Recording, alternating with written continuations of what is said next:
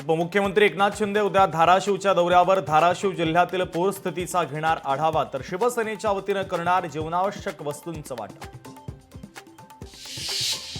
अतिवृष्टीने शेती पिकांचं अतोनात नुकसान, शेतकऱ्यांच्या मदतीसाठी शासन निर्णय जारी तर जून 2025 ते ऑगस्ट 2025 नुकसानीची मदत जाहीर।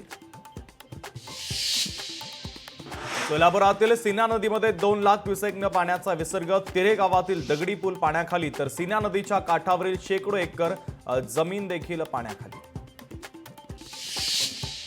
बीडमधून वाहणाऱ्या गोदा नदीला महापूर, राक्षस भुवन येथील शनी मंदिर पाण्याखाली, राक्षस भुवन ते गेवराई महामार्ग वाहतुकीसाठी बंद। यवतमाळमध्ये ओला दुष्काळ जाहीर करा, शेतकऱ्यांची जिल्हाधिकारी कार्यालयावर धडक, जिल्ह्यामध्ये आतापर्यंत 107 पेक्षा जास्त महसूल मंडळांमध्ये अतिवृष्टी।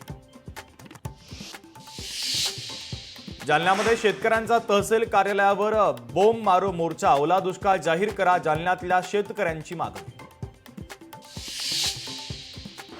छत्रपती संभाजीनगरच्या सिल्लोड तालुक्यामध्ये विद्यार्थ्यांचे जिल्हा परिषदेच्या समोर आंदोलन, शाळा दुरुस्त करण्याच्या मागणीसाठी आंदोलन, वारंवार तक्रार करूनही शिक्षण विभागाचं दुर्लक्षच।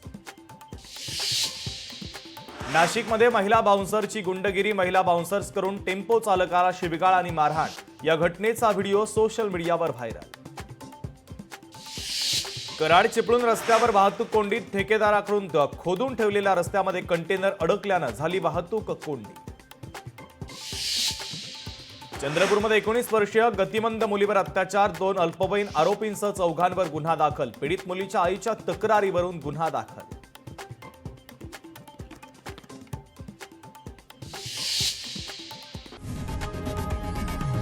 लोकशाही मराठी ऐका, पहा, जागरूक रहा।